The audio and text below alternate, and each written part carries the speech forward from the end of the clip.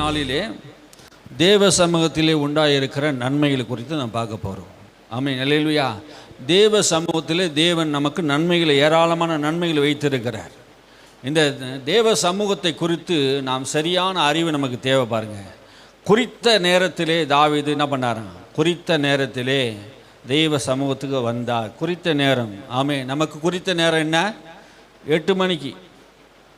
8 மணிக்கு குறித்த நேரம். அதிகபட்சமாக குறித்த நேரம் 8 மணிக்கு. 8 மணிக்கு ஆலயனா அவர் அதிகாலமே எப்போது பொழுது விடியும், எப்போது தேவனுடைய ஆலயம் திறக்கும் என்று முழுவதும் கண் விழித்து காத்திருந்தார். ஆமென், அல்லேலூயா. தேவ ஆலயத்துக்கு போவோம் வாருங்கள் என்று சொல்லி மகிழ்ந்து சந்தோஷத்தோடு எல்லாரும் புறப்பட்டு வந்தாங்க. அந்த மகிழ்ச்சி வேணும் பாருங்க. ஆமென், அல்லேலூயா. தேவ சமூகத்து வருகிறவர்களுக்கு ஒரு மகிழ்ச்சி, சந்தோஷம் வேணும். ஆமாம், மகிழ்ச்சியோடு வரணும். நம்ம பானுமதி பாட்டியம்மாவை நான் காலையில் யோசனை பண்ணின்னு இருந்தேன். என்னென்னா, அவங்க அந்த ஊர் எந்த ஊருமா? திருவேற்காடு. நம்ம சபைக்கு திருவேற்காடுலேருந்து இங்கே ஓடி வராங்கன்னா அவங்க கரெக்டாக, நான் இன்னைக்கு கவனிச்சேன், அவங்க டைமு 8:10 உள்ளே வர்றாங்க. என்ன பண்ணுறாங்க? 8:10 உள்ளே வராங்க. அவங்க வீடு எங்கே இருக்குது? திருவேற்காடு. அப்போ அவங்க எத்தனை மணிக்கு எழுந்து எத்தனை மணிக்கு அவங்க ஆலயத்துக்கு வருவாங்க? இந்த வேத வசனத்தை நான் தியானிக்கும் போது இந்த ஆலயத்துக்கு வருவதை குறித்து பாருங்கள். நம்ம பக்கத்தில் இருக்கிற சீக்கிரம் வந்துடலாம். ஆனால் திருவேற்காடுலேருந்து வரவங்க அவங்க எத்தனை மணிக்கு குளிக்கணும், எத்தனை மணிக்கு கிளம்பணும், எத்தனை மணிக்கு பஸ் ஏறணும், அங்கே ஏறது இல்லாமல் பஸ் ஸ்டாண்ட்லேருந்து இங்கே நடந்து வரணும். பாருங்கள், அவங்க அவ்வளோவா ஆண்டவரை நேசிக்கிறதுனால வர்றதை பார்க்குறோம். நமக்கு நல்ல சுகம் இருக்குது, நல்ல பலன் இருக்குது. ஆனால் நம்முடைய ஆலயத்துக்கு எத்தனை மணிக்கு வரோம்? சில பேர் எத்தனை மணிக்கு வரோம்? கரெக்டான நேரத்துக்கு வாங்க. ஆமே, ஆலயத்திலே நன்மைகள் உண்டு. ஆமே, ஒரு முதலமைச்சர் பார்க்க போனால் நீ நேரத்தோடு பார்க்க போகிறீங்களே, ஒரு அதிகாரியை பார்க்க போனால், சாதாரண ஒரு இன்ஸ்பெக்டர் வர சொல்லிட்டாருன்னா என்ன பண்ணுவோம்? கரெக்டான நேரத்துக்கு போய் நிற்கிறோமே. ஒரு அதிகாரிக்கு அவ்வளோ மதிப்பு கொடுக்குறோம். ஏன்னா அவங்க மேலான அதிகாரி என்ன? வானத்தையும் பூமியும் படைத்த தெய்வம், உண்டாக்கின கர்த்தர். அவருக்கு நம்ம என்ன பண்ணணும்? கனம் கொடுக்கணும். எப்போதும் அந்த தவறு செய்யக்கூடாது. ஒரு சில நாட்களில் லேட்டாக வரத்தில் ஏதோ ஒரு பிரச்சனைகள் இருக்கலாம், சில நேரத்தில் முடியாத போகலாம். ஆனால் தொடர்ந்து என்ன பண்ணக்கூடாது? அந்த காரியத்தை செய்யக்கூடாது. ஆலயத்தில் வருவதற்கு மனமகிழ்ச்சி வேணும். ஆலயத்தில் தான் தேவ சமூகம் இருக்கிறது. அல்லேலூயா. சங்கீதக்காரன் 105வது சங்கீதத்தில் 4ஆம் வசனத்தை நாம் வாசிக்கும் போது, கர்த்தரையும் அவர் வல்லமையும் நாடுங்கள், அவர் சமூகத்தை நித்தமும் தேடுங்கள். இந்த வசனம் சொல்லுகிறது, கர்த்தரையும் அவர் வல்லமையும் நித்தமும் நாடுங்கள், அவர் சமூகத்தை நித்தமும் தேடுங்கள். கர்த்தரை மாத்திரமல்ல, அவர் வல்லமையும் நாடணும். ஆமென். கர்த்தரையும் அவர் வல்லமையும் நம்ம என்ன பண்ணுவோம்? நித்தமும் நாட வேண்டும். அப்போ கர்த்தரை தேடுற மனுஷனுக்கு தான் வாழ்க்கையில் நன்மைகள் கூடும். சங்கீதக்காரன் சொல்லுகிறது போல அவர் வல்லமை நாம் என்ன பண்ணணும்? நாட வேண்டும். அவர் வல்லமை எங்கே இருக்கிறது? அவருடைய வல்லமை எங்கே இருக்கிறது? கர்த்தரை தேடும்போது அவர் வல்லமை எங்கே இருக்கிறது? பரிசுத்த ஆவியானவர் தான் அவருடைய வல்லமை. பரிசுத்த ஆவியானவர் தான் அவருடைய வல்லமை. அப்போஸ்தலர் நடவடிக்கை 1:8 சொல்லுகிறது, நீங்கள் பலனடைந்து சாட்சியாக இருப்பீர்கள், யூதாவை சமாரியாவில் சாட்சியாக. பரிசுத்த ஆவியானவர் வரும்போது தான் பலன் அடையும் போது. அவர் வல்லமை எது? பரிசுத்த ஆவியானவர். ஆமே, அவர் வல்லமையிலே நீங்கள் பலப்படணும். ஒவ்வொரு நாளும் பலப்படணும். கர்த்தரையும் அவர் வல்லமையும் நாடுங்கள், நித்தம் அவர் சமூகத்தை தேடுங்கள். கர்த்தரை என்ன பண்ணணும்? எப்போதும் தேடக்கூடியவர்களாக இருக்கணும். இன்னைக்கு ஜனங்கள் கர்த்தரை தேடுகிற ஜனங்களாக இல்லை, உணர்வுள்ள ஜனங்கள் இல்லை. தேவ பிள்ளையை நாம் என்ன பண்ணணும்? நித்தமும் தேடணும். அதை தான் சொல்ற சங்கீதக்காரர் சொல்றாங்க, கர்த்தரையும் அவர் வல்லமையும் நாடுங்கள், அவர் சமூகத்தை நித்தமும் தேடுங்க. எப்போதும் கர்த்தருடைய சமூகத்தை என்ன பண்ணணும்? நாம் தேடக்கூடியவளாக இருக்கணும். ஆமென், அல்லேலூயா. நித்தமும்னா எப்போதும். ஆமென், எப்பொழுதும் கர்த்தரை நாம் தேடக்கூடியவளாக இருக்கிறோம். ஞாயிற்றுக்கிழமை மாத்திரமல்ல, உங்கள் வீடுகளிலே தேவனை தேடுங்கள். ஆமென். கர்த்தரை தேடும்போது அவர் நமக்கு சமீபமாக இருக்கிறவராக இருக்கிறார். நித்தமும் அவரை தேடுங்கள். உபாகமம் புஸ்தகத்தில் சொல்லுது 4ஆம் அதிகாரம் எப்படி தேடணுமா? எப்படி தேடணும் ஆண்டவரை? உபாகம் 4:29 சொல்லுது. வாசிங்க. 4:29 4:29 உபாகம் புஸ்தகம் 4:29. எப்படி கர்த்தரை தேடணும்? அப்பொழுது அங்கே இருந்து உன் தேவனாகிய கர்த்தரை தேடுவாய், உன் முழு இருதயத்தோடும் உன் முழு ஆத்மாவோடும் அவரை தேடும்போது அவரை கண்டடைவாய். உன் முழு இருதயத்தோடும் உன் முழு பலத்தோடும் உன் முழு ஆத்மாவோடு நீ தேடும்போது அவர் கண்டடைவாய். ஆண்டவர் எப்படி தேடணும்? நம்ம முழு பலத்தோடு முழு ஆத்மாவோடு நீ ஆண்டவரை தேடணும். இன்னைக்கு முழு பலத்தோடு நாம் ஆண்டவரை தேடும்போது முழு ஆத்மாவோடு இன்னைக்கு முழு பலத்தோடு ஆண்டவரை தேடக்கூடிய பிள்ளைகளாக நாம் இருக்கணும். இயேசு எப்படி முழு பலத்தோடு ஆண்டவரை தேடினார்? அல்லேலூயா. மகா சத்தத்தோடு ஆண்டவர் எடுத்த ஜெபம் பண்ணினார். இன்னைக்கு ஜெபம் ஆலயத்தில் வரும்போது சத்தம் இல்லை, கர்த்தரை ஆராதிக்கிற சத்தம் இல்லை. நம்ம எப்படிப்பட்ட ஜனங்கள்? பெந்தகோஸ்த ஜனங்கள். ஆமே, எப்படி இருக்கணும்? நல்லா முழு இருதயத்தோடு நாம் தேவனை ஆராதிக்கணும். சின்ன சின்ன பிள்ளைகள்லாம் ரட்சிக்கப்பட்டு என்ன பண்ணணும்? கர்த்தரை முழு இருதயத்தோடு ஆராதிக்கணும். நீ ரட்சிக்கப்பட்டு இருக்கிறன்னு எப்படி தெரியும்னா, நீ தேவனை நேசிக்கிறன்னு எப்படி தெரியும்னா, நீ ஆராதிக்கும் போதே தெரியும் உண்மையாக நீ தேவனை நேசிக்கிறியா நேசிக்கலையா, இல்லை சரியா இருக்கிறியா இல்லையான்னு தெரிஞ்சிடும். நித்தமும் அவரை தேடணும், ஆராதிக்கணும். முழு இருதயத்தோடு முழு ஆத்மாவோடு நீ அவரை தேடுவேனா கண்டடைவீர்கள். ஆமென். எப்படி தேடணும்? முழு இருதயத்தோடு தேடணும். எந்த மனுஷன் முழு இருதயத்தோடு தேடி வருகிறானோ அவனுக்கு ஆண்டவர் என்ன பண்ணுவார்? அவனுக்கு வெளிப்படுவா.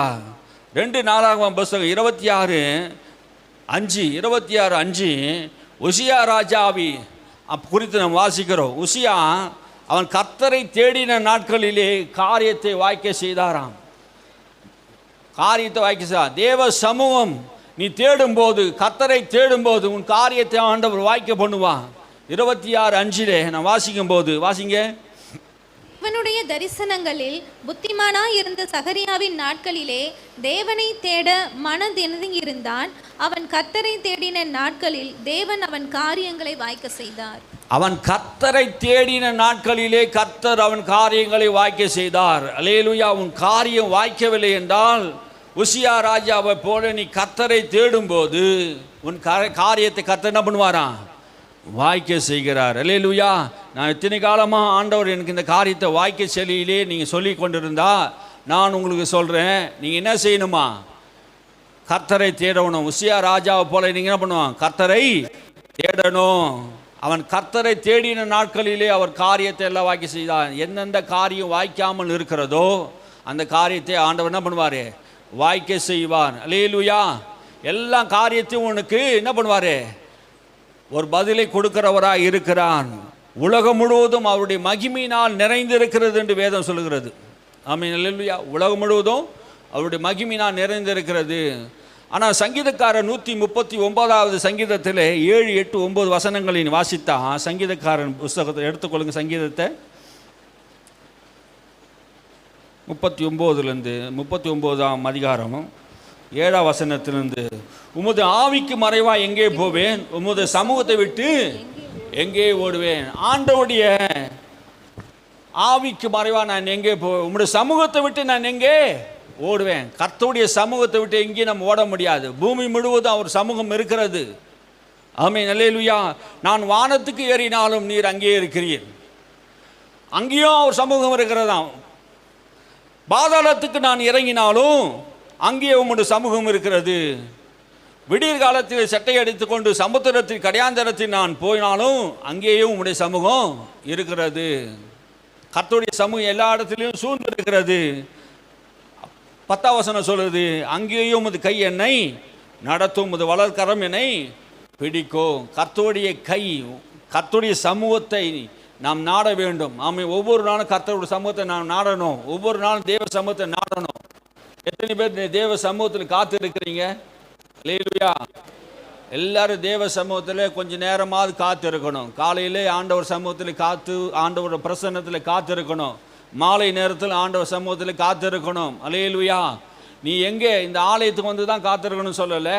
எங்கே நீ உட்கார்ந்துருக்கிற அங்கே ஆண்டவுடைய பிரசன்னம் வரும். பூமி முழுவதும் கர்த்தருடைய மகிமையினால் நிறைந்திருக்கிறது என்று வேதம் சொல்லுகிறது. ஏசாயா தீர்க்கதரிசன புஸ்தகத்தை நீங்கள் வாசித்து பார்த்தீங்கன்னா 6ஆம் அதிகாரம் 4ஆம் வசனம், சேனையில் கர்த்தர் பரிசுத்தர் பரிசுத்தர், பூமி அனைத்தும் அவருடைய மகிமையினாலே நிறைந்திருக்கிறது என்று கூப்பிட்டு சொன்னார்கள். பூமி முழுவதும் அவருடைய மகிமையினால் நிறைந்திருக்கிறது. ஆமென். அல்லேலூயா. இந்த பூமி முழுவதும் கர்த்தருடைய மகிமை நிறைந்திருக்கிறது.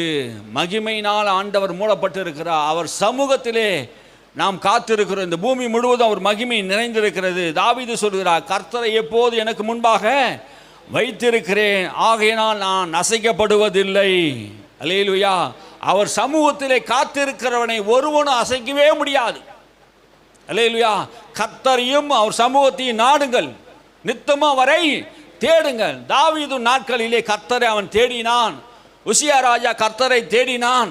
ஆமென்.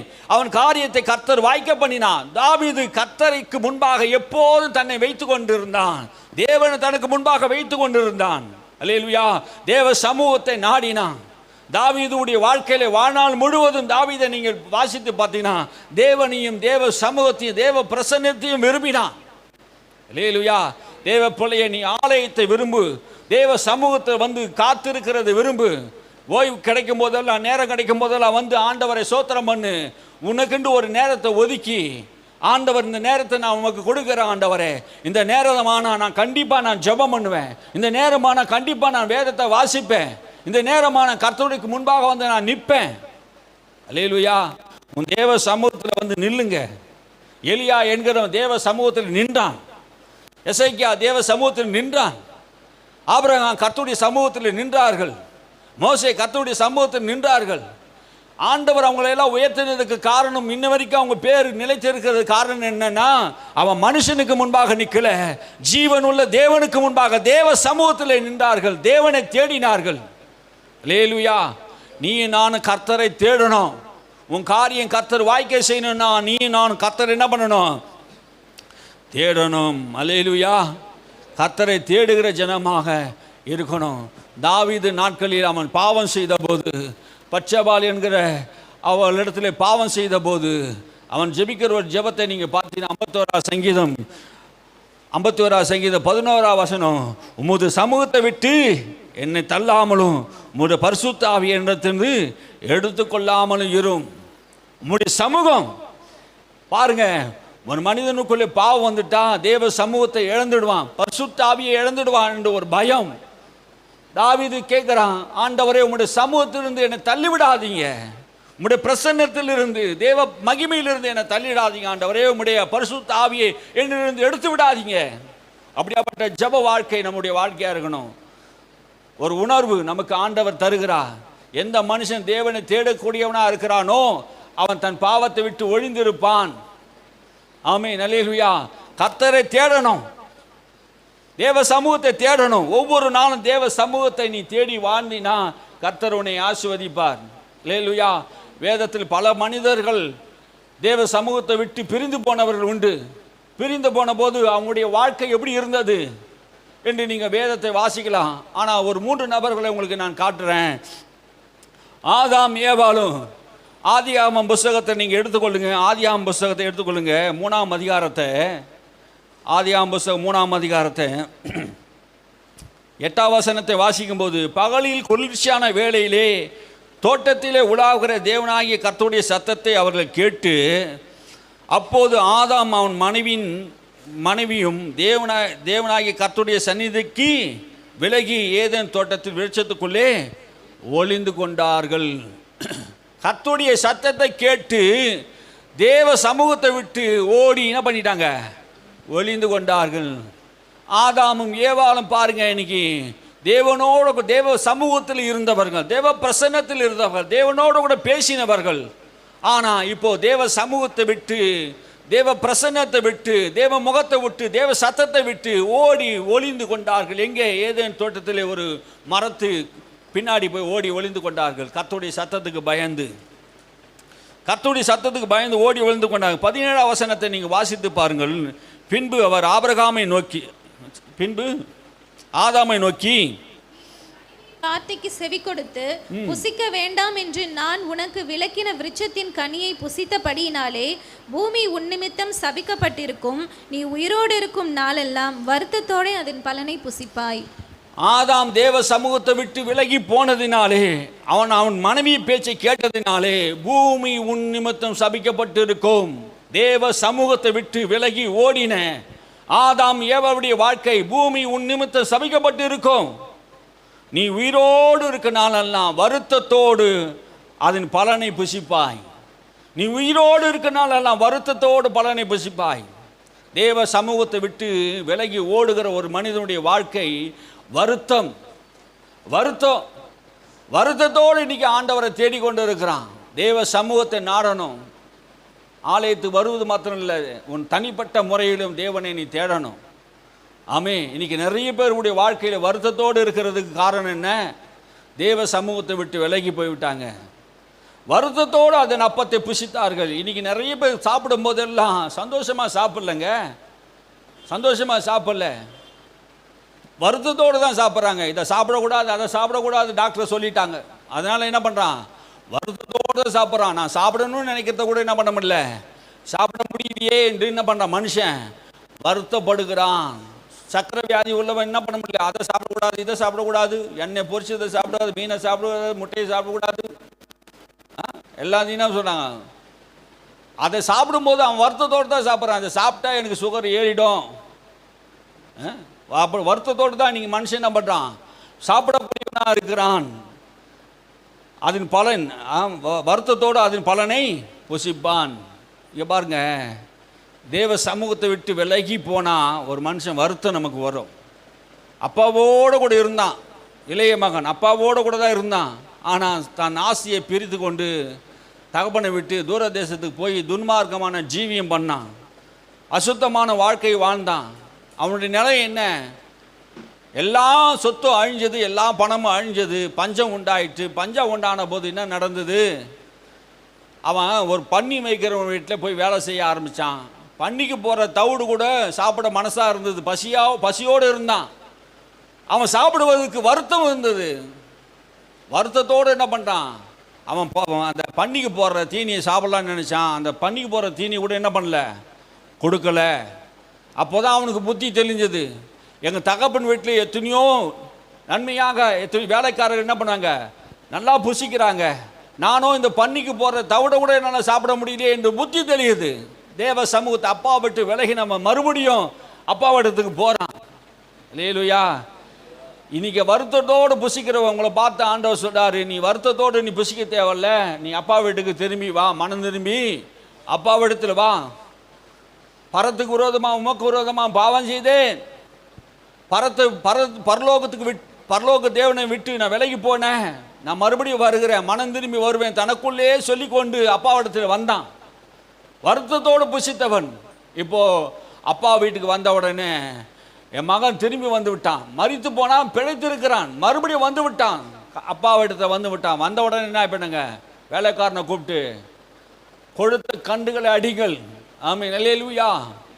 அப்பா வீட்டுக்கு வந்தால் தான் கொழுத்து கண்டுகள் உண்டு.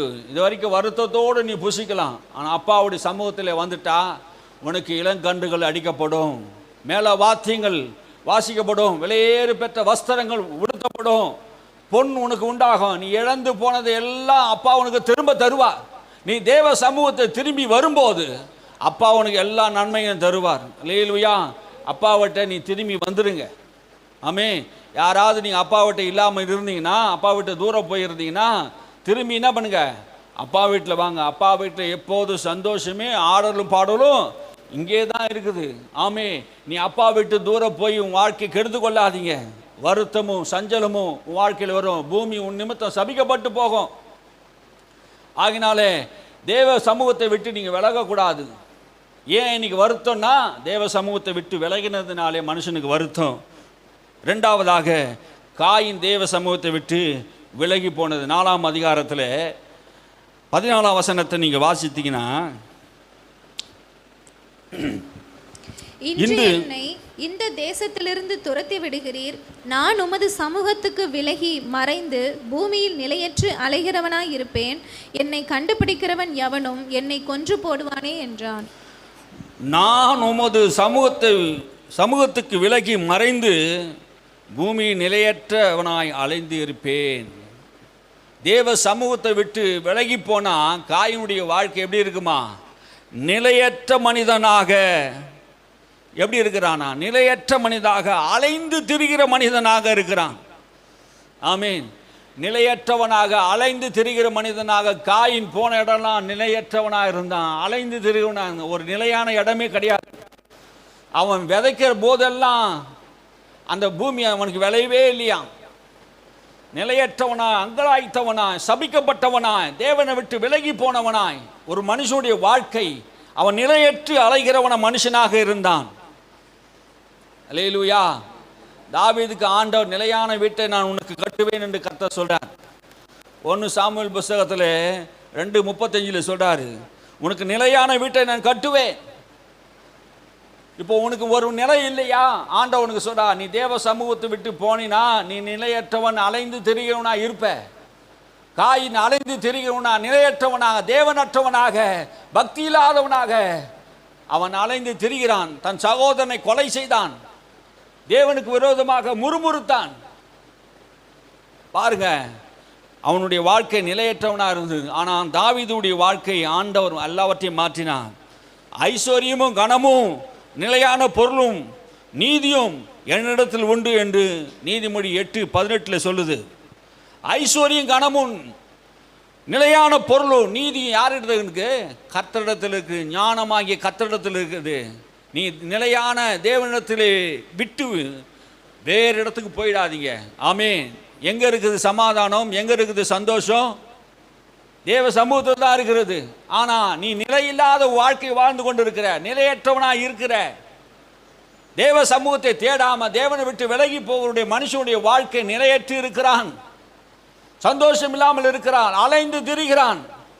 ஏன் அலைந்து திரிகிறான்? அங்க போனா நல்லா இருக்குமா, இங்க போனா நல்லா இருக்குமா, சுத்துகிறான். பிசாசை போல சுத்துகிறான். பிசாசு அங்கு இங்கு ஓடி சுத்துகிறான்.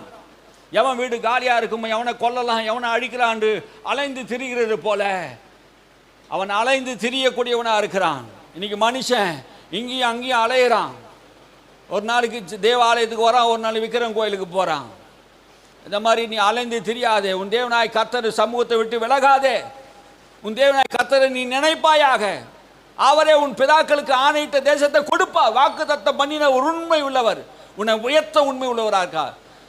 நீ விக்கிரகங்களுக்கு படைக்கப்பட்டவைகளையும் விக்கிரக ஆலயத்துக்கு போவதையும் கர்த்தர் உன்னை வெறுக்கிறார். தேவ சமூகத்தை ஒரு நாள், விக்கிரக ஆலயத்துக்கு ஒரு நாள், அப்படி இருக்கக்கூடாது. ஆமென். அல்லேலூயா. நீ தேவ சமூகத்தை நீ நாடணும், தேவ சமூகத்தை நீ தேடணும்.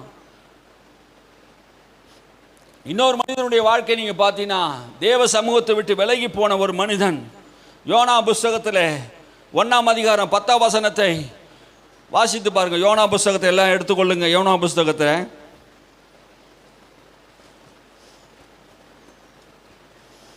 யோனா புஸ்தகம் எடுத்துக்கொள்ளுங்க. 10ஆம் அதிகாரம் 1ஆம் அதிகாரம் 10ஆம் வசனம்.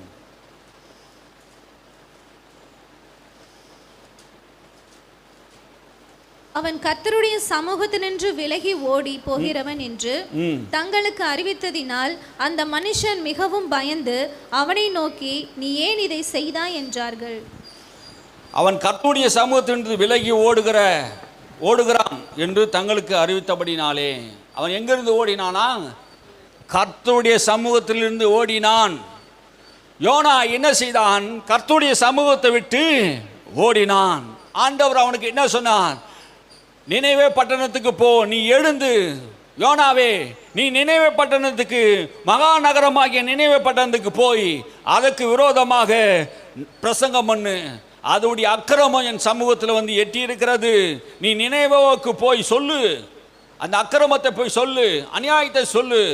அப்படி சொன்னபோது அந்த நினைவே மக்களுக்கு பயந்து கர்த்தருக்கு பயப்பட வேண்டிய யோனா தேவ சமூகத்தை விட்டு விலகி கர்த்தர் சொன்னதை செய்யாமல் நினைவேவுக்கு போகாமல் தர்சூசு பட்டணத்துக்கு பணம் கொடுத்து காசு கொடுத்து தேவ சமூகத்தை விட்டு விலகி ஓடினான். அவன் விலகி தேவ சமூகத்தை விட்டு விலகி ஓடின போது அவன் கப்பல் ஏறி போன அந்த கப்பலிலே ஒரு பெரிய புயலை கர்த்தர் அனுப்பினார். யோனா தேவ சமூகத்தை விட்டு விலகி போன போது இவன் நிமித்தம் அந்த கப்பலில் இருந்து எல்லாருக்கும் துக்கம் உண்டானது. மரணம் உண்டாக சமயம் வந்துச்சு பாருங்க. அவங்க எல்லாரும் பயந்தாங்க. எல்லாருக்கும் என்ன பயம் வருது? யார் நிமித்தம் இந்த காரியம் வந்தது, யார் நிமித்தம் இது வந்தது என்றால் அவங்க விசாரித்தாங்க. 7ஆம் வசனம் சொல்கிறது, அவர்கள் யார் நிமித்தம் இந்த ஆபத்து நேரிட்டது என்று நாம் அறியும்படிக்கு சீட்டு போட்டு சீட்டு போடுவோம் வாருங்கள் என்று ஒருவர் சொல்லிக்கொண்டு சீட்டு போட்டார்கள். யோனாவின் பேருக்கு சீட்டு விழுந்தது. யார் தேவ சமூகத்தை விட்டு விலகினார்களோ அவன் பேர்ல சீட்டு வந்தது. யார் நிமித்தம் இந்த கஷ்டங்கள், யார் நிமித்தம் இந்த பாடுகள்? தேவ சமூகத்தை விட்டு விலகினவர்கள். யோனா தேவ சமூகத்தை விட்டு விலகினான். 3ஆம் வசனத்தை வாசிக்க பாருங்க. அப்போது யோனா கர்த்தருடைய சமூகத்தை விட்டு விலகி தர்ஷீஷுக்கு ஓடி போகும்படி கர்த்தருடைய சமூகத்தை விட்டு விலகி தர்ஷீஷுக்கு ஓடி போகிறான். கர்த்தருடைய சமூகத்தை விட்டு விலகக்கூடிய ஒரு மனிதனாக யோனா இருந்தான். ஆனா அவன் சொல்லும்போது நான் தேவனுக்கு பயந்த மனுஷன், எபிரேய தேவனுக்கு நான் பயந்த மனுஷன் என்று சொல்றான். ஆனா இவன் வாழ்க்கையில பாருங்க, நாம் கடவுளுக்கு பயந்து இருக்கிறோம், கடவுளுக்கு பயந்து இருக்கிறோம் நாம் சொல்றோம், தேவ சமூகத்தை விட்டு நான் விலகலை என்று சொல்றோம். ஆனா இவன் கர்த்தருடைய சமூகத்தை விட்டு விலகி ஓடினான். அதனால பெரிய ஆபத்துக்கள் அவனை சூழ்ந்தது. பெரிய ஆபத்துக்கு அவனை சூழ்ந்தது. அவனுக்கு மாத்திரமல்ல, அவனோடு கூட இருந்தவர்களுக்கு ஆபத்து சூழ்ந்தது. பிரச்சனை, நாம் தேவ சமூகத்தை விட்டு விலகி போனா பிரச்சனை அவனுக்கு மாத்திரமல்ல, அவன் போற இடத்துலலாம் பிரச்சனை வருமா? யாரு? தேவ சமூகத்தை விட்டு விலகி போன அந்த மனுஷன் நிமித்தம் அவங்களுக்கு பிரச்சனை வருது, அவன் போற இடத்துக்கு பிரச்சனை வருது. அந்த மாலுமி கேட்குறான், நீ என்ன பண்ணிட்டு இருக்க இங்க? எல்லாரும் நாங்கள் பயந்து நடுங்கிக்கிட்டு இருக்கோமே, உன் தேவனை நோக்கி என்ன பண்ணி அழிந்து போகாதபடிக்கு நாம் ஜெபம் பண்ணுவோம் என்று சொல்றாங்க. 6ஆம் வசனத்தை வாசிக்கும் போது, அப்போது மாலுமி அவனிடத்திலே வந்து, நீ நித்திரை பண்ணுகிறது என்ன? யோனா, நீ கீழ் தடவாடங்களில் போய் நித்திரை பண்ணுகிறது என்ன? நீ எழுந்திருந்து உன் தேவனை நோக்கி வேண்டிக்கொள், நாம் அழியாதபடிக்கு சாமி ஒருவேளை நம்மை நினைத்தருள்வார் என்றான். ஆமென், அல்லேலூயா. நம்முடைய சாமி என்ன பண்ணுவார்? நமக்கு நினைத்தருள்வார். அல்லேலூயா. அழிந்து போகாதபடி வேண்டிக் கொள்க. தேவ சமூகத்தில் எந்த மனுஷன் வருகிறானோ அவன் அழிந்து போக மாட்டான். தேவ சமூகத்தை விட்டு விலகி போனா அழிவு நிச்சயம். அல்லேலூயா. 3 மனிதருடைய வாழ்க்கை நீங்க கவனிச்சீங்கன்னா அவனோட வாழ்க்கை அப்படி இருந்தது. அழிவு வந்தது, நாசம் வந்தது, மோசம் வந்தது, அலைந்து திரிகிற மனிதனா இருந்தான். பூமி சபிக்கப்பட்டு இருந்தது. 3 பேருடைய வாழ்க்கை நீங்க கவனிச்சு பாருங்க. தேவ சமூகத்தை விட்டு விலகின ஒரு மனிதருடைய வாழ்க்கை. 4ஆம் மனுஷன் அந்த இளைய குமாரன் தேவ சமூகத்தை விட்டு விலகி போனான். அவனுடைய வாழ்க்கை நீங்க கவனிச்சு பாருங்க. அப்பாவை விட்டு யாரெல்லாம் விலகி போறாங்களோ அவங்களுக்கு பூமி சபிக்கப்பட்டு இருக்கிறது. வருத்தத்தின் அப்பத்தை புசித்தார்கள். அவன் நிமித்தம் பூமியில் அவன் அலைந்து திரிகிறவனாக காணப்பட்டான். அவன் நிமித்தம் ஆபத்து வந்தது. எல்லாம் பாருங்க. அப்பாவை சமூகத்தை விட்டுக்கூடாது. கர்த்தரையும் அவர் வல்லமையும் நாடுங்கள். யாரை நாடணுமா? கர்த்தரையும் அவர் வல்லமையும் நாடணும். அவர் சமூகத்தை நித்தமும் தேடணும். இன்னைக்கு நிறைய மனுஷன் கர்த்தருடைய சமூகத்தை தேடுறதில்லை. நம் கர்த்தரை தேடணும். அல்லேலூயா. நித்தமும் அவரை தேடணும். நித்தமும் கர்த்தரை தேடணும்.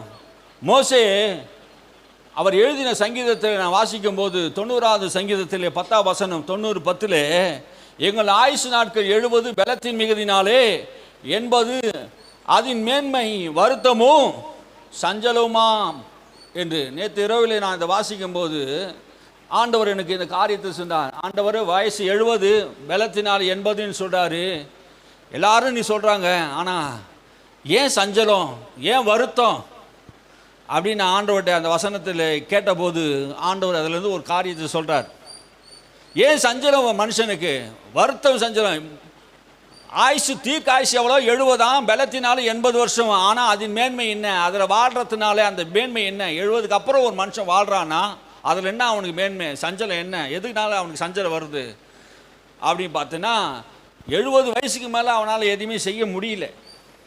ஏடா இளம் வயசில் இருந்தது போல் அவன் முதிர் வயசில் என்ன பண்ணல, இருக்க முடியல. சின்ன வயசில் இருக்கும்போது நான் அந்த ஏரியிலேருந்து இந்த கரையிலேருந்து அந்த கரை வரை நீச்சல் அடிச்சு போவேன். நான் அங்கே அஸ்னாபுரம் ஏரியிலேருந்து இந்த ஏரி தான் இது, அந்த முனையிலேருந்து இந்த முனை வரைக்கும் நடு ஏரியில் வரைக்கும் நீச்சல் அடிச்சுட்டு மறுபடியும் போவேன். இங்கேருந்து நீச்சல் அடித்து அங்கே போவேன். அந்த ஏரி இருக்குது அஸ்னாபுரம் ஏரி, அதுலேருந்து நீச்சல் அடித்து அந்த ஏரிக்கு போவேன். அப்போ பலன் இருந்து. இப்போ நம்மளால் அதை செய்ய முடியுமா? நான் அந்த சின்ன வயசில் செய்த பலன் எனக்கு இருக்குதுன்னு நினைக்க முடியாது. பாருங்க, சின்ன வயசுல இருந்த ஆசைகள்லாம் அப்போ நினைக்க முடியாது. அப்போ நான் ஓடியாந்தேன், எல்லாம் செய்தேன். ஆனால் இப்போ நம்ம என்ன பண்ண முடியாது, செய்யணும்னு நினைக்கிறோம். அப்போ பனை மரத்தை என்ன பண்ணுவேன், வேகமாக இறங்குவேன். பனை மரத்தில் போய் பனங்காய் வெட்டி என்ன பண்ணுவேன். அப்போ 3 வயதில் அது நம்ம நினைக்காது. நம்ம ஆசைப்பட்டாலும் அதை நம்மளால செய்ய முடியும். மனசு என்னமோ சுறுசுறுப்பாக இருக்கும், சரீரம் என்ன பண்ணுறது, ஒத்து வராது, எழுந்து நடக்கிறதுக்கு வெள்ளம் இல்லாத போடும், சஞ்சலமோ வருத்தமோ. இப்படி தான் நான் என்ன பண்ணேன், பிரசங்கத்தெல்லாம் கேட்டுன்னு இருந்தேன். இதுதான் மோசே சொல்கிறாரு. அப்போ ஆண்டவர்கிட்ட கேட்டேன், என்ன ஆண்டவரே இது விஷயம் அப்படின்னேன். ஆண்டவர் சொன்னார், மோசே உடைய காரத்தை நீ கவனித்து பாரு. 40 வருஷம் எகிப்து தேசத்தில் அரண்மனையிலே எகிப்தியரி சகல சாஸ்திரியில் கற்றுக்கொண்டு யுத்தத்திலும் கல்வியிலும் ஞானத்திலும் சிறந்த வாக்கிலும் செயலிலும் வல்லவனாக மாறினான். 40 வருஷம் அவனுடைய வாழ்க்கை எங்கே இருந்தது? அரண்மனையில் இருந்தது. அதுக்கப்புறம் 40 வருஷம் வாழ்க்கை எங்கே இருந்தது? வனாந்தரத்திலே ஆடுகளை மேய்த்து கொண்டு இருந்தான். வனாந்தரத்தில் ஆடுகளை மேய்த்து கொண்டு இருந்தான். இதுக்கு நீ கவனிங்க, ஆண்டவர் என்கிட்ட சொல்கிறது, வனாந்தரத்தில் ஆடு மேய்ச்சிட்டு இருந்தான். யார் விட்ட ஆட்டை? மாமனார் விட்ட ஆட்டை மேய்ச்சின்னு இருந்தான். அங்கே கல்யாணம் பண்ணி என்ன பண்ணுறாரு, வாழ்ந்து கொண்டு இருந்தார். அதனால என்ன ஆச்சு, 40 வருஷம் நல்லா வாழ்ந்துட்டாரு, 40 வருஷம் சஞ்சலமும் வருத்தத்தோடு வாழ்ந்துட்டாரு. அதனால தான் சொல்கிறாரு, நான் சஞ்சலத்தோடு வருத்தத்தோடு வாழ்ந்துன்னு இருக்கிறேன் அப்படின்னாரு. அதுக்கப்புறம் 40 வருஷத்தை ஆண்டவர் என்ன சொல்கிறாரு, அடுத்த 40 வருஷத்துக்கு ஆண்டவர் அவனை சந்தித்தார். அல்லேலூயா. ஆண்டவர் அவனை சந்தித்தார். முதல் 40 வருஷம் அரண்மனை வாழ்க்கை, ரெண்டாவது 40 வருஷம் வனாந்தர வாழ்க்கை, அடுத்த 40 வருஷம் தேவ சமூகத்தின் வாழ்க்கை. அந்த வாழ்க்கையில சஞ்சலம் இல்லை, தவிப்பு இல்லை. ஆமீன். அதை ஆண்டவர் எனக்கு சொல்றாரு. அந்த வாழ்க்கையில தான் சஞ்சலம் இல்லை, தவிப்பு இல்லை. அவனுக்கு ஆண்டவர் தரிசனமான போது, நான் ஆபிரகாமின் தேவன், ஈசாக்கின் தேவன், யாக்கோபின் தேவனுமாகிய இருக்கிறேன், நீ நிற்கிற இடம் பரிசுத்தம் உள்ள பூமி. ஆமீன். அவனுக்கு ஆண்டவர் தரிசனமாகி, ஆண்டவர் அவனுக்கு தரிசனம் கொடுத்து, அந்த சீனாய் மலையிலே அதிகாலையில் ஆண்டவர் சொல்றார், நீ அதிகாலையிலே நேரப்பட வேலையிலே ஆயத்தம் பண்ணி என் சமூகத்தில் வந்து நில்லு. 80 வயசு கிழவங்கய்யா, 80 வயசு கிழவன் மலை தேசத்தில் ஏறுறாரு. ஆமே, மலையில் ஏறி ஒரு முறை இல்லை 2 முறை அந்த சீனாய் மலையில் ஏறி 40 நாள் உபவாசித்து ஜெபம் பண்றாரு. தேவ சமூகத்தில் 40 நாள் காத்திருந்தாரு. தேவ சமூகத்திலே மோசே காத்திருந்தார்.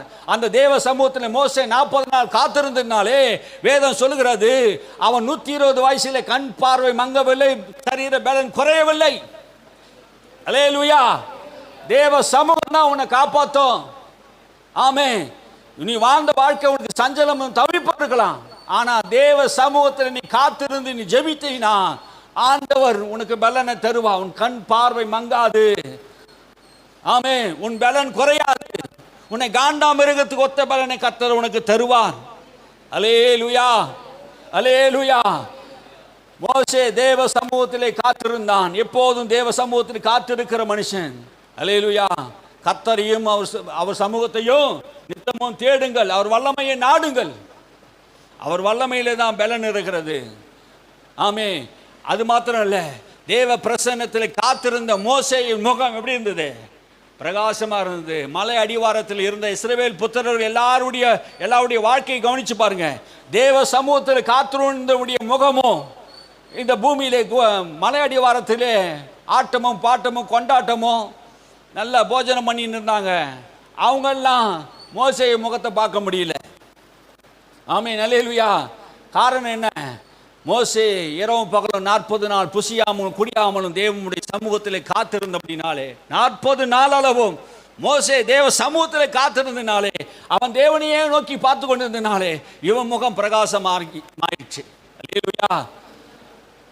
விஞ்ஞானத்தில் இப்படி சொல்லுவாங்க, சூரியனிடத்திலிருந்து ஒளியை பெற்று தான் சந்திரன் என்ன பண்ணுது, பூமிக்கு ஒளியை கொடுக்கிறது என்று. அதே போல தேவ சமூகத்தில் காத்திருந்த மோசே ஆண்டவருடைய பிரசன்னத்தில் இருந்து வந்த அந்த அறிவாகிய ஒளி இவன் மேலே படிச்சுட்டு பாருங்க. அவன் கீழே இறங்கி வரான், மோசே இறங்கி வரான். ஜனங்கள் அவனை பார்த்தபோது, மோசேன்னு தெரியுது, மோசே உன் முகத்தை மூடு, உன்னை என்னால் பார்க்க முடியல. ஆட்டம் பாட்டம் கொண்டாட்டமாக இருந்தவங்க அவங்களுடைய வாழ்க்கைக்கோ தேவ சமூகத்தில் காத்திருந்தவுடைய வாழ்க்கைக்கு வித்தியாசம் இருக்கிறது. நான் சொல்லுகிறது உங்களுக்கு புரியுதா? தேவ சமூகம் உன் முகத்தை பிரகாசிக்க பண்ணும். ஆமென், அல்லேலூயா. தேவ சமூகம் உனக்கு நல்ல ஒரு பியூட்டி பார்லா இருக்கும். ஆமென். உன் முகக்கலையை ஆண்டவர் உனக்கு கொடுப்பார். ஆமென். திரும்ப ஆண்டவர் முகக்கலை தேவ பிரசன்னத்தில் காத்திருக்கிறவன முகம் பிரகாசிக்கும். ஆமென். தேவ பிரசன்னத்தில் நிறைந்த உன்னுடைய முகம் பிரகாசிக்கும். ஸ்தேவான் பரிசுத்த ஆவியிலே நிறைந்த போது அவன் முகம் தேவ தூதனை போல பிரகாசித்தது. அல்லேலூயா. உன் தேவ சமூகத்தை நீ காத்திருக்கும் போது உங்கள் முகம் பிரகாசிக்கும். தேவ சமூகத்தையும் அவரையும் கர்த்தரையும் நித்தமும் தேடுங்கள்.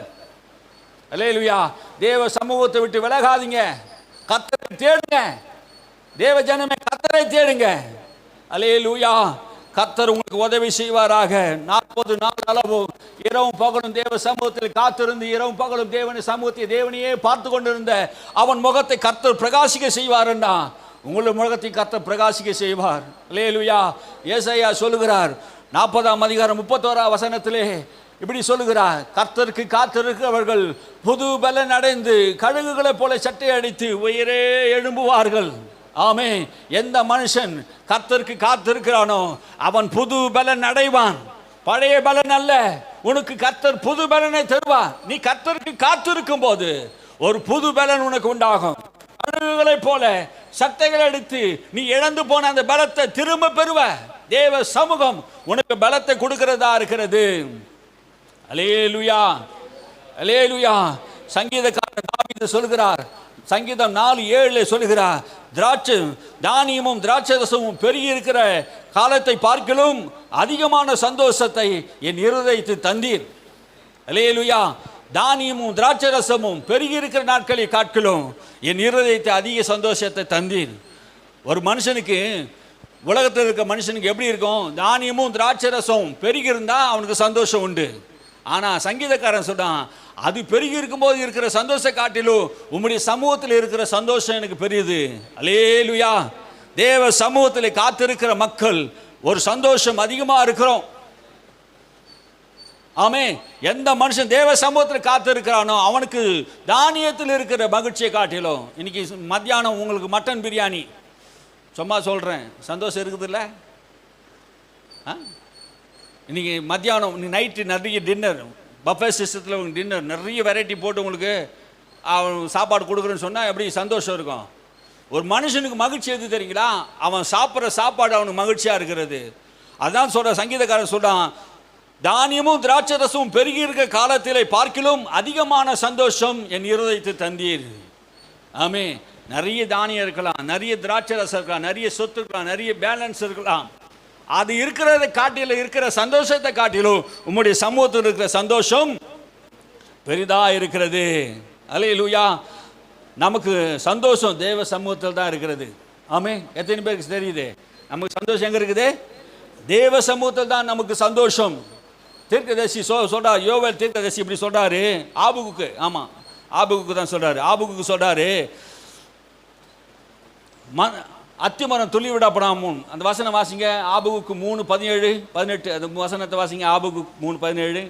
எது அவருக்கு சந்தோஷமாகுது, எது அவருக்கு மகிழ்ச்சியா இருக்கிறது என்றால், அத்திமரம் துளிர் விடாமல் போனாலும், வாசிங்க, அத்திமரம் துளிர் விடாமல் போனாலும், அத்திமரம் துளிர் விடாமல் போனாலும், திராட்சை செடிகளில் பழம் உண்டாகாமல், திராட்சை செடியிலே பலன் கனியே கொடுக்காமல் போயிட்டாலும், ஒலிவ மரத்தின் பலனற்று போனாலும், ஒலிவ மரம் பலனே கொடுக்கலனாலும் பரவாயில்ல, வயல்கள் தானியத்தை விளையாமற் போனாலும், என் வயல்ல தானியமே விளையினாலும் பரவாயில்ல, கிடையில் ஆட்டு மந்தைகள் முதலற்று போனாலும், என் ஆட்டு மந்தையிலே ஆடுகளே இல்லாமல் போனாலும், தொழுவத்திலே மாடு இல்லாமற் போனாலும், என் தொழுவத்திலே மாடே இல்லாமல் போனாலும், நான் கர்த்தருக்குள் மகிழ்ச்சியா இருப்பேன், நான் கர்த்தருக்குள் மகிழ்ச்சியா இருப்பேன். என் ரட்சிப்பின் தேவனுக்குள் களி கூறுவேன், என் ரட்சிப்பின் தேவனுக்குள் களி கூறுவேன். நான் கர்த்தருக்குள் மகிழ்ச்சியா இருப்பேன், என் ரட்சிப்பின் தேவனுக்குள்ளே களி கூறுவேன். தேவ சமூகம் தான் நமக்கு மகிழ்ச்சி. தீர்க்கதரிசி சொல்றார், ஆபகுக்கு சொல்றாரு 3:17-18. ஆமேன். என்ன சொல்றாரு? அத்தி மரம் துளி விடாம போனாலும், திராட்சை மரம் திராட்சை கொடிகளை கனியற்று போனாலும், எதுவுமே இல்லைனாலும் பரவாயில்ல, தானியமே என்ன விதைச்ச வயலில் தானியமே இல்லைனாலும் போனாலும் பரவாயில்லங்க, என் கர்த்தருக்குள் மகிழ்ச்சியா இருப்பேன். தேவ சமூகம் தான் நம்முடைய மகிழ்ச்சியா இருக்கிறது. அல்லேலூயா. அதை தான் தேவ சமூகத்தில் சொல்றாங்க, நாம் தேவ சமூகத்தில் காத்திருப்பது நம்முடைய மகிழ்ச்சியா இருக்கிறது. அல்லேலூயா.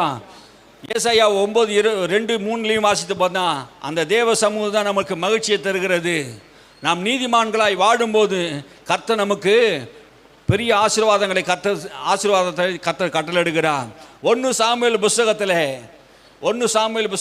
12ஆம் அதிகாரத்திலே அன்னாள் என்கிறவள் தேவ சமூகத்திலே வெகு நேரம் விண்ணப்பம் பண்ணினாள். என்ன பண்ணாலாம்?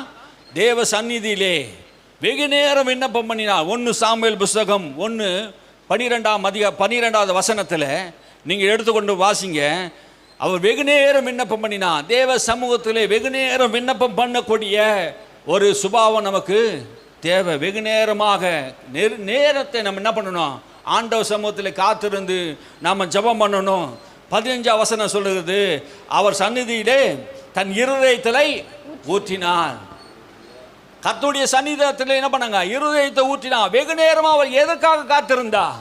அவள் வாழ்க்கையில் ஒரு கஷ்டம், அவள் வாழ்க்கையில் ஒரு துன்பமான சூழ்நிலை, நிந்தை, அவமானத்தோடு அவள் தேவ சமூகத்தில் வருகிறான். வெகு நேரம் ஜெபம் பண்ணிக்கொண்டே இருக்கிறா. அவள் சத்தம் வெளியே வரல, அவள் உதடோடு பேசிக்கொண்டே இருக்கிறா. ஏலி அதை பார்த்து கொண்டே இருக்கிறான். நீ என்ன பண்ணிக்கிற? குடிச்சு வெளிச்சிருக்கிறியா? அந்த காலத்தில் பொம்பளைங்கெல்லாம் குடிப்பாங்க போது. குடிச்சவன் தான் சில பேர் பாருங்க, குடிச்சவன் தான் ஆலயத்துக்கு வருவான் போது. அவன் வெகு நேரமாக என்ன பண்ணான்? விண்ணப்பம் பண்ணி இருக்கிறத பார்த்து அவன் கேட்குறான், நீ வெகு நேரமாக விண்ணப்பம் பண்ணி கொண்டு இருக்கிற, என்ன பண்ணி நிற்கிற? குடிச்சு வெறிச்சிருக்கியா? அவன் சொல்கிறா, இல்லை, என் இருதயத்தின் கிளேசத்தை கத்தெடுத்து நான் என்ன பண்ணுறேன்? ஊற்றினேன். அல்லேலூயா. நீ உன் தேவ சமூகத்தில் போய், ஆண்டவர் சமூகத்தை போய் உன் காரியத்தை எல்லாம் சொல்லு. ஆமே.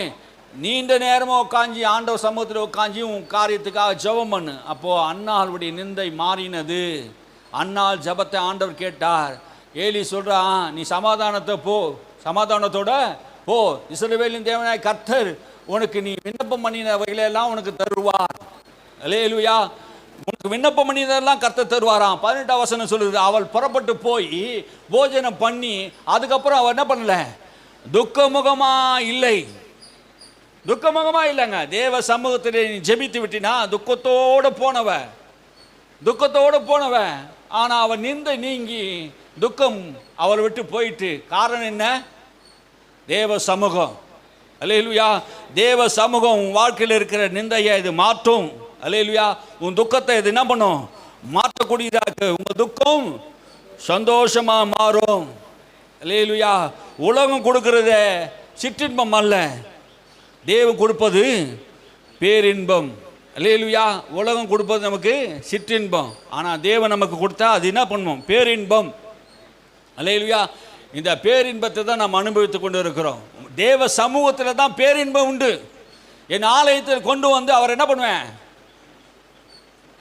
இந்த பைபிள் நல்லா படிக்கணுங்க. நான் ஆலயத்தை கொண்டு வந்து அவர்களை என்ன பண்ணுவாங்களா?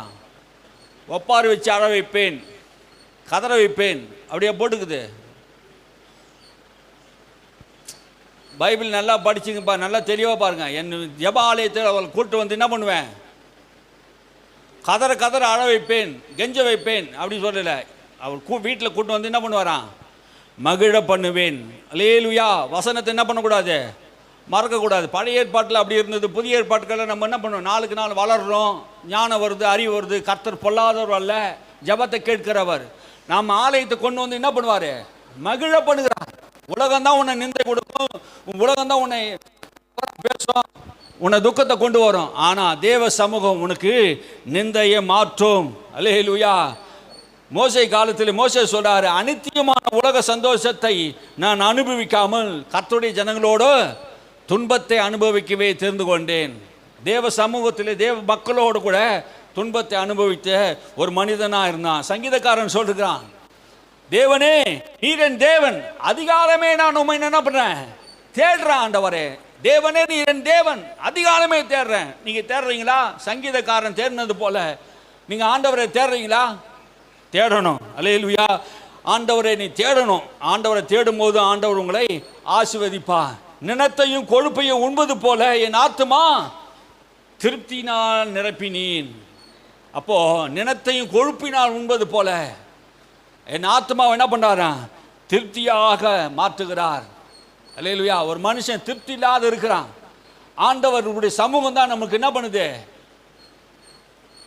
சந்தோஷத்தை கொடு. பிரியாணி சாப்பிட்டா எப்படி சந்தோஷம் இருக்கும்? உங்கள் பாஷையில் சொல்கிறேன். பிரியாணி சாப்பிட்டா எவ்வளோ சந்தோஷம் இருக்கும்? அது போல தான் நிலத்தையும் கொழுப்பையும் சாப்பிட்டது போல எனக்கு நான் எப்படி திருப்தியாக இருக்கணும், அதுமாரி என்ன பண்ணுறேன்? தேவ சமூகத்திலே நான் திருப்தியாக இருக்கிறேன். ஆமே. திருப்தி அடைந்தவன் என்ன பண்ணுவான்? தேன் கூட்டை மெதித்து போடுவான். என்ன சொல்லுது நீதிமொழி சொல்லுது 27:7. திருப்தி அடைந்தவன் என்ன பண்ணுவானா? தேன் கூட்டை மெதித்து போடுவான். அப்போ நாம் தேவ சமூகத்தில் நாம் திருப்தி அடைந்திருந்தோன்னா உலகமே நமக்கு தேனை ஊற்றி கொடுத்தாலும் பாவத்தை என்ன பண்ண மாட்டோம், அதை விரும்ப மாட்டோம். புரியுதுங்களா? திருப்தி அடைந்தவன், தேவ சமூகத்தில் திருப்தி அடைந்தவன், தேவ சமூகத்தில் காத்திருந்தவன், தேவ அன்பை ருசித்தவன், தேவ மகிமை ருசித்தவன், தேவ பிரசன்னத்தை அனுபவித்தவன், இந்த உலகத்தில் எதை கொடுத்தாலும் என்ன பண்ண மாட்டான், அதை மிதித்து போடுவானா தவிர தேவ சமூகத்தில் திருப்தி அடையணும். அல்லேலூயா. உங்கள் திருப்தி எங்கே இருக்கணும்? தேவ சமூகத்தில் இருக்கணும். உலகம் என்ன தேனை ஊற்றி கொடுத்தாலும் அதை சாப்பிட மாட்டேன், நீ மிதித்திடுவே. அல்லேலூயா.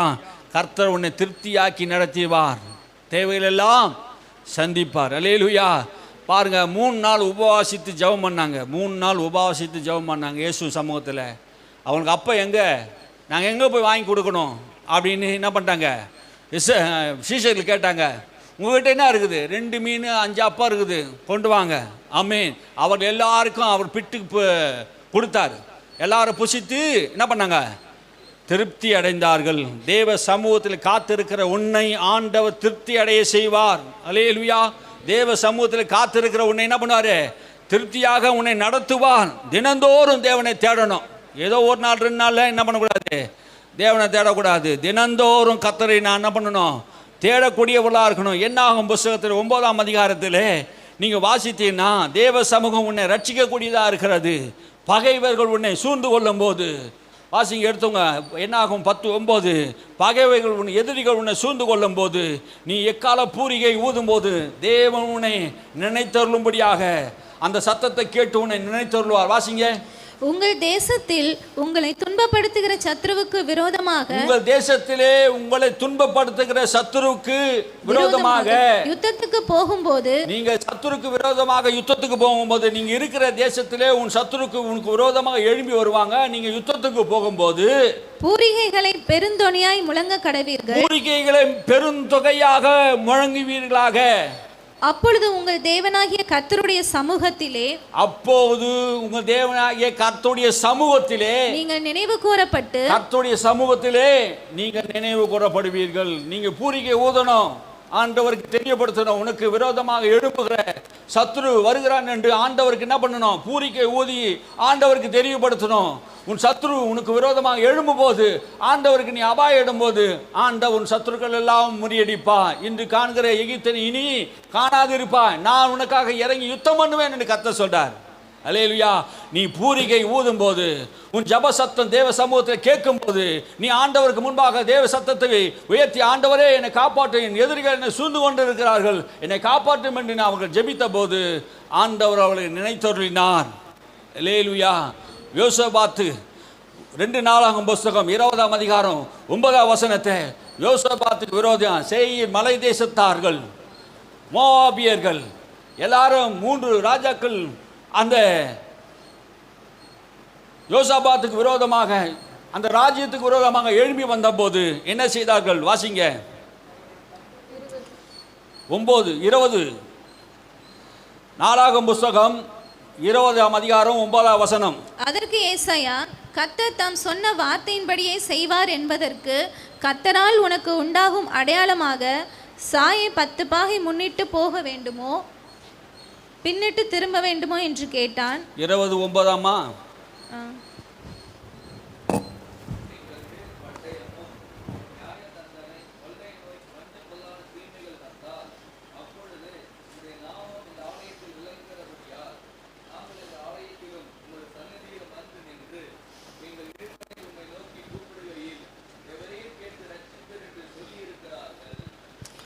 ஆமீன். அல்லேலூயா. இந்த மைக்கில் வாசிச்சா நல்லாயிருக்கும். எங்கள் மேல் பட்டயமும் நியாய தண்டனையும் கொள்ளை நோயும் பஞ்சம் முதலாய் தீமைக்கு வந்தால், அப்போது உம்முடைய நாமம் இந்த ஆலயத்தில் விளங்குகிறபடினாலே நாங்கள் இந்த ஆலயத்திலே உமது சந்நிதியில் வந்து நின்று, எங்களுக்கு பஞ்சம் வரும்போது, கொள்ளை நோய் வரும்போது, தீமை வரும்போது, நாங்கள் இந்த ஆலயத்திலே உம்முடைய சந்நிதியில் வந்து நின்று எங்கள் இடுக்கணிகளிலிருந்து உம்மை நோக்கி கூப்பிடுகளை தேவரீர் கேட்டு ரட்சிக்கிறவராக இருக்கு. தேவ சமூகத்திலே நீ வந்து நிற்கும் போது உனக்கு விரோதமாக யார் எழும்பி வருகிறார்களோ அவங்களெல்லாம் என்ன பண்ணுவார்? ஆண்டவர் யுத்தம் பண்ணுவான். ஆமென். அல்லேலூயா. ஆண்டவர் உனக்கு ஜெயத்தை கொடுக்கிற தேவனாக இருக்கிறார். 2 நாளாகமம் 22வது வசனத்தை வாசிங்க. 22. அப்போது என்ன நடந்தது பாருங்க.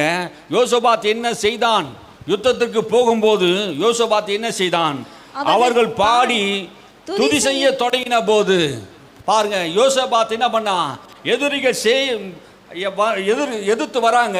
அப்போது என்ன செய்யறார்னா, அவர்களை துதிக்க சொல்றான்.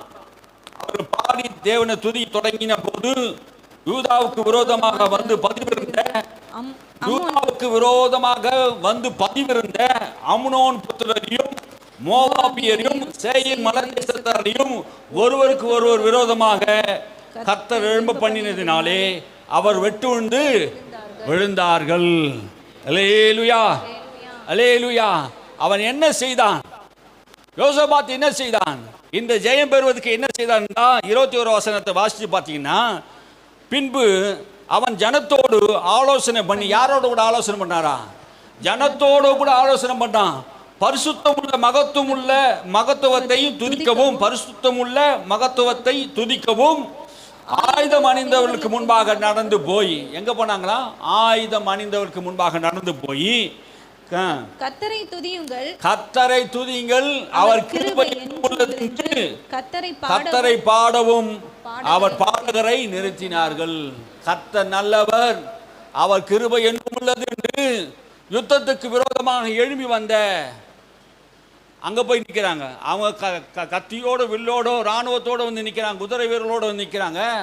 இவன் என்ன பண்றான்? யோசபாத்து பாடல் குழுவை நிறுத்தி கர்த்தர் நல்லவர், கர்த்தர் நல்லவர், கர்த்தர் கிருபை என்றும் உள்ளது என்று பாடி பாடல் குழுவை நிறுத்துறான்.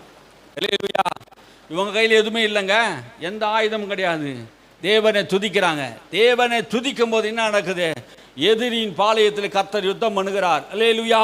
நீ தேவனை துதித்து பாடி ஆராதிக்கும் போது, தேவ சந்நிதியில் நீ தேவனை துதிக்கும் போது, உனக்கு விரோதமாக எழும்பின பதிவிருந்தவர்கள் எல்லாரும், மோவாபியரும் சேயீர் மலை தேசத்தாரும் எல்லாரும் என்ன பண்ணுவாங்க? வெட்டுண்டு மடிந்து போவார்கள். உனக்கு விரோதமாக உருவாக்கப்பட்ட எந்த ஆயுதமும் வாய்க்காத போகும். நீ தேவ சந்நிதியில தேவனுக்கு முன்பாக முழங்கால் படியிட்டு ஆண்டவர் சமூகத்தில் காத்திருப்பாய் என்றான்.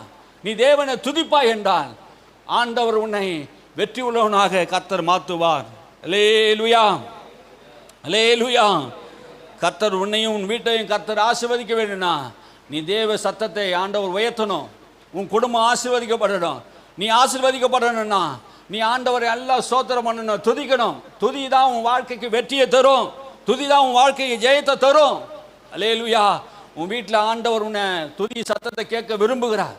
நீதிமொழி புஸ்தகத்தில் 3:33 சொல்லுது, துன்மார்க்கன் வீட்டிலே சாபம் நிலைத்திருக்கும். துன்மார்க்கன் வீட்டிலே சாபம் நிலைத்திருக்கும், நீதிமான் வீட்டோ கர்த்தர் ஆசீர்வதிப்பார். அல்லேலூயா. எந்த வீட்டில் கர்த்தரை துதிக்கிறீங்களோ அந்த வீட்டில் கர்த்தருடைய ஆசீர்வாதம் இருக்கும். அல்லேலூயா. நீதிமான் சிரசின் மேல் ஆசீர்வாதம் தங்கும். நீதிமொழி 10:6 சொல்லுது, நீதிமானுடைய சிரசின் மேல் என்ன பண்ணுது? ஆசீர்வாதம் தங்கும். அப்போ துன்மார்க்கம் வீட்டில் அவன் சிரசு மேலே சாபம் இருக்குது. ஆமே, நீ தேவனை துதிக்கணும். ஆமே, அல்லேலூயா. நீதிமொழி 12:7 சொல்லுது, நீதிமான் வீடோ நிலைத்து நிற்கும், துன்மார்க்கம் வீடோ அழிந்து போகும். எந்த வீடு நிலைத்திருக்கோ, எந்த வீடு அழிந்து போகும்? தேவனை துதிக்கிற வீடு. ஆமே, நீதிமானுடைய வீடு. நீதிமான்கள் வீட்டிலே கம்பீர சத்தம் உண்டாயிருக்கும். ஆமே, கர்த்தரை துதிக்கிற சத்தம் உண்டாயிருக்கும். கர்த்தரை துதிக்கிற சத்தம் இருக்கும். அப்போ துன்மார்க்க வீட்டில் என்ன சத்தம் இருக்கும்? ஒரே சண்டை சத்தம் இருக்கும். ஆமென், அல்லேலூயா. நீ தேவனை துதிச்சு தான் உங்கள் வீட்டில் அந்த சத்தம் இருக்காது. அல்லேலூயா. எத்தனை பேர் விசுவாசிக்கிறீங்க? துன்மார்க்க வீட்டிலே என்ன இருக்கும்? சண்டை சத்தம் இருக்கும். நீதிமான் வீட்டில் கம்பீர சத்தம் உண்டா இருக்கும். உங்கள் வீடுகளிலே டெய்லி ஜெபம் பண்ணணும். கர்த்தரை நோக்கி என்ன பண்ணணும்? கர்த்தரை சோதரிக்கணும். கர்த்தர் நீதிமானுடைய சிரசை ஆசீர்வதிக்கிறவராக இருக்கிறார். துன்மார்க்கனுடைய வருமானமோ துன்பம். நீதிமானுக்கு அதிக பொக்கிஷம் வீட்டில் இருக்கும். நீதிமானுக்கு என்ன பண்ணுவான்? அதிக பொக்கிஷம் இருக்குமா? என்ன சொல்றது வசனம்? நீதிமொழி 15:6 வாசிங்க. நீதிமொழி 15:6 நீதிமான் வீட்டில் அதிக பொக்கிஷம், நீதிமானுடைய வீட்டில் அதிக பொக்கிஷம் உண்டு, துன்மார்க்கனுடைய வருமானத்திலோ துன்பம் உண்டு. துன்மார்க்கனுடைய வருமானத்தில் என்ன பண்ணா? துன்பம் இருக்கும். துன்மார்க்கனுடைய வருமானத்தில் துன்பம் இருக்கும். வருமானம் வந்தால் கூட இதில் இருக்குது, துன்பம் இருக்குது. நீதிமான் கொஞ்சம் சம்பாதித்தாலும் திருப்தியாக இருப்பான். நீதிமானுக்கு கொஞ்சம் வருமானம் திருப்தியாக இருக்கும், சந்தோஷமாக இருக்கும். ஏன்னா தேவ சமூகம் அந்த வீட்டில் இருக்குது, தேவ சமாதானம் இருக்குது, கர்த்தருடைய ரட்சிப்பு இருக்கிறது, தேவ மகிமை அந்த வீட்டுக்குள்ளே இருக்கிறது. ஆமே, அந்த வீட்டில் எந்த சத்துருவில் போக முடியாது. ஆமே, சமாதானத்தின் தேவன் உங்கள் வீட்டிலே ஸ்தாபரமாய் கொண்டிருந்தான், கர்த்தரை நீ தெய்வமாய் கொண்டிருந்தான், கர்த்தரை நீ உண்மையாய் தேடுவேனா, கர்த்தருடைய சமூகம் உனக்குள்ளே இருக்குமானா உன் வீடு ஒரு தேவாலயமாக மாறிடும். ஆமீன். அங்கே துதி சத்தம் கேட்கணும், அங்கே ஒவ்வொரு நாளும் கர்த்தருக்கு சோத்திர பலிகளை ஏறெடுக்கணும். நீ தேவனை துதித்து கொண்டே இரு. கர்த்தருக்கு பயந்து நீ வாழும்போது கர்த்தர் நீதிமான்கள் வீட்டை ஆசீர்வதிக்கிறார். சங்கீதம் 112 சொல்லுகிறது, 112:2 சொல்லுது, அவன் சந்ததி பூமியிலே பலத்திருக்கும், செம்மையானவருடைய வம்சம் ஆசீர்வதிக்கப்படும், ஆஸ்தியும் ஐஸ்வர்யமும் அவன் வீட்டிலே நிலைத்திருக்கும். அல்லேலூயா. நீதிமான் வீட்டில் என்ன இருக்குமா? ஆஸ்தியும் ஐஸ்வர்யமும் நிலைத்திருக்கும், அவன் சந்ததிகள் பூமியிலே பலத்திருப்பார்கள், அவன் அசைக்கப்படுவதில்லை. நீதிமான் ஒரு காலம் அசைக்கப்படுவதில்லை.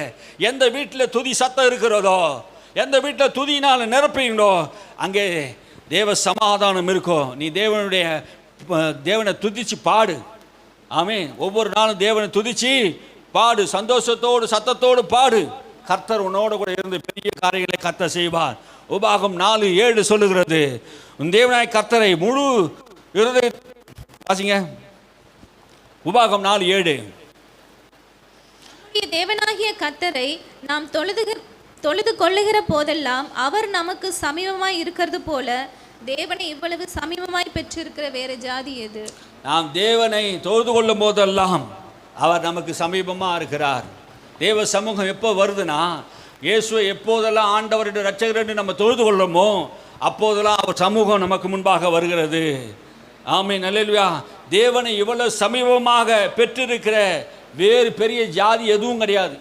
நம்மளை போல இந்த உலகத்திலே கடவுளை தெய்வமாக பெற்றிருக்கிற சந்ததி ஜாதி வேற எதுவும் பெரிய ஜாதி கிடையாதுங்க. நான் உண்மையாக வானத்தையும் பூமியும் படைத்த தெய்வத்தை ஆராதிக்கிறபடினாலே அவர் சமூகம் நமக்கு சமீபமாக இருக்கிறது. அல்லேலூயா. நம்மை போல ஒரு பாக்கியவான்ங்க, நம்மை போல ஒரு பூமியில் ஆசீர்வதிக்கப்பட்டவங்க இந்த உலகத்தில் யாருமே கிடையாது. அல்லேலூயா. கர்த்தரை தெய்வமாய் கொண்டு இருக்கிற ஜனங்கள் பாக்கியவான்கள். நீங்கள் யாரை தெய்வமாக கொண்டு இருக்கிறீங்க? கர்த்தரை தெய்வமாக கொண்டு இருக்கிறீங்க.